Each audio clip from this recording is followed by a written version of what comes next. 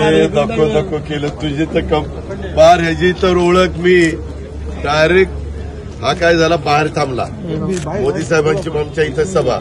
सगळे आमदार आतमध्ये आणि ह्याला आतच कोणी घेईना शेवटी मोदी साहेब शेजारी बसल्यावर म्हणलं माझा एक आमदार बाहेर आहे त्याला ताबडतोब आत घ्यायचा आहे त्यांनी मागच्या सेक्रेटरी सांगितलं त्या कोण अजित पवार म्हणतात त्यांना आत घ्या मग आत येऊन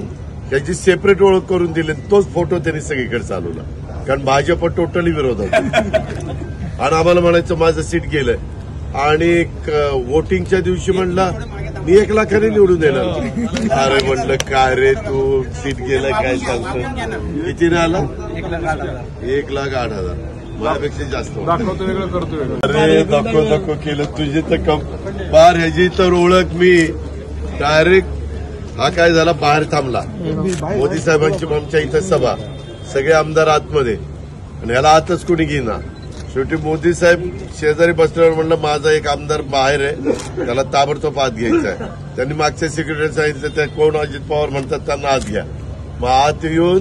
त्याची सेपरेट ओळख करून दिली तोच फोटो त्यांनी सगळीकडे चालवला कारण भाजप टोटली विरोधात आणि आम्हाला म्हणायचं माझं सीट गेलंय आणि वोटिंगच्या दिवशी म्हणला मी 1 लाखाने निवडून देणार अरे म्हणलं काय रे तू सीट गेलं काय सांगतो कितीने आला 1,08,000 माझ्यापेक्षा जास्त अरे नको नको केलं तुझी तर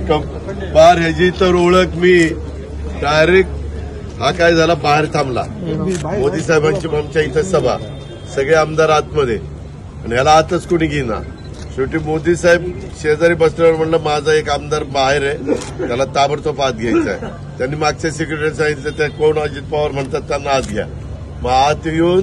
त्याची सेपरेट ओळख करून दिली तोच फोटो त्यांनी सगळीकडे चालवला कारण भाजप टोटली विरोधात आणि आम्हाला म्हणायचं माझं सीट गेलंय